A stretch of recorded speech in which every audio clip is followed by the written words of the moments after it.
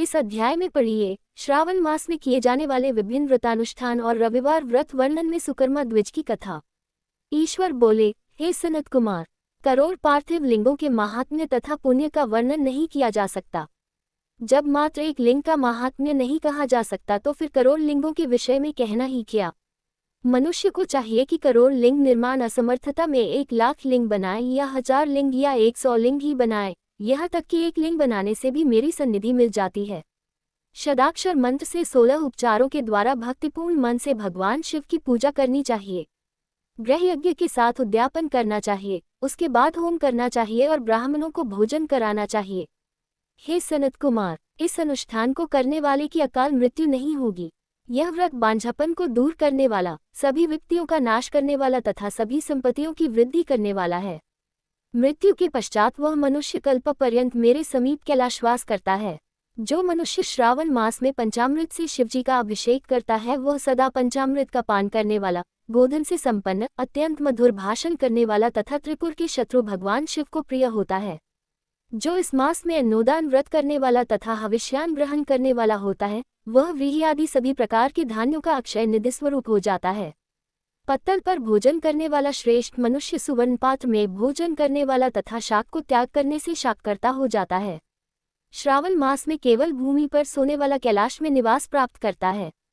इस मास में एक भी दिन प्रातः स्नान करने से मनुष्य को 1 वर्ष स्नान करने के फल का भागी कहा गया है। इस मास में जितेंद्रिय होने से इंद्रिय बल प्राप्त होता है। इस मास में स्फटिक, पाषाण, मृत्तिका, मरकतमणि, पिष्ट, पीठी, धातु, चंदन, नवनीत आदि से निर्मित अथवा अन्य किसी भी शिवलिंग में साथ ही किसी स्वयं आविर्भूत न हुए लिंग में श्रेष्ठ पूजा करने वाला मनुष्य सैकड़ों ब्रह्महत्या को भस्म कर डालता है। किसी तीर्थ क्षेत्र में सूर्य ग्रहण या चंद्र ग्रहण के अवसर पर 1,00,000 जप से जो सिद्धि होती है वह इस मास में एक बार के जप से ही हो जाती है। अन्य समय में जो 1000 नमस्कार और प्रदक्षिणाएं की जाती है उनका जो फल होता है वह इस मास में एक बार करने से ही प्राप्त हो जाता है। मुझको प्रिय इस श्रावण मास में वेद पारायण करने पर सभी वेद मंत्रों की पूर्ण रूप से सिद्धि हो जाती है। श्रद्धायुक्त होकर इस मास में 1000 बार पुरुष सूक्त का पाठ करना चाहिए अथवा कलियुग में उसका 4 गुना पाठ करना चाहिए अथवा वर्ण संख्या का 100 गुना पाठ करना चाहिए अथवा वह करने में असमर्थ हो तो आलस्यहीन होकर मात्र 100 पाठ करने चाहिए। ऐसा करने वाला मनुष्य ब्रह्महत्या आदि पापों से मुक्त हो जाता है, इसमें कोई संदेह नहीं है। गुरु पत्नी के साथ संसर्गजन्य पाप के लिए यही महान प्रायश्चित है। इसके समान पुण्यप्रद, पवित्र तथा पापनाशक कुछ भी नहीं है। पुरुष सूक्त के जप के बिना इस मास में एक भी दिन व्यतीत नहीं करना चाहिए। जो मनुष्य इस फल को अर्थवाद कहता है वह नरकगामी होता है। इस महीने में समिधा, चारु, तिल और घृत से गृहयज्ञ होम करना चाहिए। शिव के रूपों का भली भांति ध्यान आदि करके धूप, गंध, पुष्प, नैवेद्य आदि से पूजन करना चाहिए और अपने सामर्थ्य के अनुसार कोटि होम, लक्ष होम अथवा 10 सहस्त्र होम करना चाहिए। व्याहृत्यो ओम भूः, ओम भुवः, ओम स्वः के साथ तिलों के द्वारा भी यह गृहयज्ञ नामक होम किया जाता है। हे सनत कुमार, इसके बाद अब मैं वारों के व्रतों का वर्णन करूंगा, आप सुनिए। हे अंग, उनमें सर्वप्रथम मैं आपको रविवार का व्रत बताऊंगा। इस संबंध में लोग एक प्राचीन इतिहास को कहते हैं। प्रतिष्ठानपुर में सुकर्मा नामक एक द्विज था। वह दरिद्र, कृपण तथा भिक्षावृत्ति में लगा रहता था। एक बार वह धान्य मांगने के लिए घूमते घूमते नगर में गया। उसने किसी एक गृहस्थ के घर में मिलकर रविवार का उत्तम व्रत करती हुई स्त्रियों को देखा। तब उसे देखकर वे स्त्रियां परस्पर कहने लगी, इस पूजा विधि को शीघ्रतापूर्वक छिपा लो। इस पर वह विप्र उन स्त्रियों से बोला, हे श्रेष्ठ स्त्रियों, आप लोग इस व्रत को क्यों छिपा रही हैं? समान चित्त वाले सज्जनों के लिए परमार्थ ही स्वार्थ है।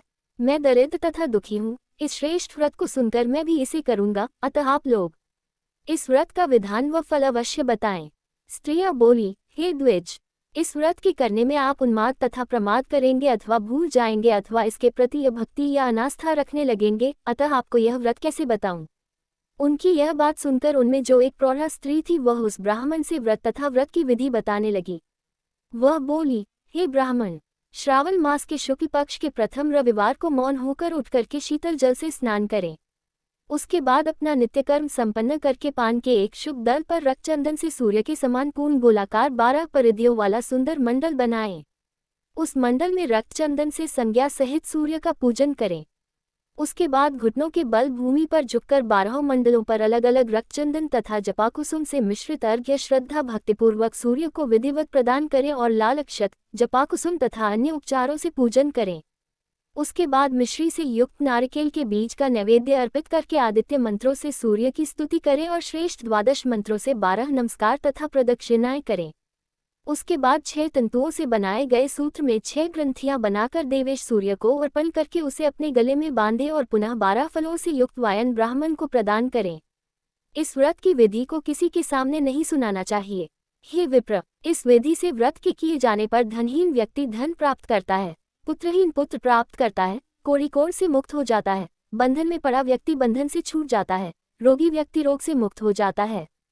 हे विपेंद्र, अधिक कहने से क्या प्रयोजन। साधक जिस जिस अभीष्ट की कामना करता है वह इस व्रत के प्रभाव से उसे मिल जाता है। इस प्रकार श्रावण के 4 रविवारों और कभी कभी 5 रविवारों में इस व्रत को करना चाहिए। इसके बाद व्रत की संपूर्णता के लिए उद्यापन करना चाहिए। हे विपेंद्र, आप भी इसी प्रकार करें, इससे आपकी सभी कामनाओं की सिद्धि हो जाएगी। उसके बाद उन पतिव्रताओं को नमस्कार करके वह ब्राह्मण अपने घर आ गया। उसने जैसा सुना था उसी विधि से उस संपूर्ण व्रत को किया और अपनी दोनों पुत्रियों को भी वह विधि सुनाई। उस व्रत के सुनाने मात्र से शिवजी के दर्शन से तथा उनके पूजन के प्रभाव से वे कन्याएं देवांगनाओं के सदृश हो गई। उसी समय से उस ब्राह्मण के घर में लक्ष्मी ने प्रवेश किया और वह अनेक उपायों तथा निमित्तों से धनवान हो गया। किसी दिन उस नगर के राजा ने ब्राह्मण के घर से होकर राजमार्ग से जाते समय खिड़की में खड़ी उन दोनों सुंदर तथा अनुपमेय कन्याओं को देख लिया। तीनों लोकों में कमल, चंद्रमा आदि जो भी सुंदर वस्तुएं हैं, उन्हें वे दोनों कन्याएं अपने शरीर के अवयवों से तिरस्कृत कर रही हैं। उन्हें देखकर राजा मोहित हो गए और क्षण भर के लिए वहीं खड़े हो गए। ब्राह्मण को शीघ्र बुलाकर उन्होंने दोनों कन्याओं को मांग लिया। तब उस ब्राह्मण ने भी हर्षित होकर दोनों कन्याएं राजा को प्रदान कर दी। उस राजा को पति रूप में प्राप्त करके वे कन्याएं भी प्रसन्न हो गई। वे स्वयं इस व्रत को करने लगी और पुत्र पौत्र आदि से संपन्न हो गई। हे मुने, महान ऐश्वर्य देने वाले इस व्रत को मैंने आपसे कह दिया। हे विधिनंदन, जिस व्रत के श्रवण मात्र से मनुष्य सभी मनोरथों को प्राप्त कर लेता है, उसके अनुष्ठान करने के फल का वर्णन कैसे किया जाए। इस प्रकार श्रीस्कंद पुराण के अंतर्गत ईश्वर सनत कुमार संवाद में श्रावण मास महात्म्य में प्रकीर्ण नानाव्रत रविवार व्रतादि कथन नामक 5वां अध्याय पूर्ण हुआ।